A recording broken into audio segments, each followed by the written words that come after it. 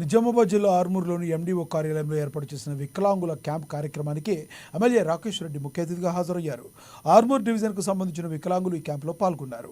వికలాంగుల నుండి కృత్రిమ అవయవాలకు సంబంధించిన దరఖాస్తులను స్వీకరించారు.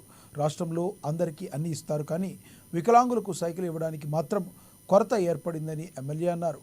వికలాంగులకు ఇళ్ల స్థలాలు ఇవ్వాలంటే ప్రభుత్వం ఎందుకు ఆలోచిస్తుందో చెప్పాలన్నారు.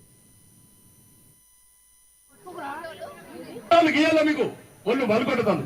ఏ ఊర్లకు ఉన్నవారికి పెన్షన్లు, ఉన్నవారికి డాక్టర్లు, ఉన్నవారికి హార్వెస్టర్లు, కోటీశ్వరుడికి దళిత బంధు, ఇది హామీ చేసే అధికారం, ఇది హామీ ఉద్యోగాలు. ఏం ప్రమాణం చేసిండు? ఏ వీర కాకపోతే ట్రాన్స్ఫర్ చేస్తాడు, బోధన పోతూ నిర్మల్ పోతూ అమ్ముతాడు. ఎవరు ఎమ్మెల్యే, ఎవరు ఎంపీ, ఎవరు ముఖ్యమంత్రి? మీ రోడ్లేస్తే గెలిచిన వాళ్ళం, మీ అప్పులతో బ్రతుకుతున్న వాళ్ళం మీరు. వీళ్ళందరూ మీ పిల్లలను తాకట్టు పెడుతున్నాం. 7 లక్షల కోట్లు అప్పు చేసినాం 10 ఏళ్ళ. ఒక్కరికి సైకిల్ ఎందుకు పోయారు? ఎందుకు రావడం సైకిల్? కోటీశ్వరుడికి దళిత బంధం 10 లక్షలు ఇచ్చినాం, ఉన్నోడికి 20 ఎకరాల ట్రాక్టర్ ఇచ్చినాం. మరి కాళ్ళు లేనోడికి ఎందుకు రాలేదు సైకిల్? ఎవరిది తప్పు? మేము ఉంటాం 5 ఏళ్ళు.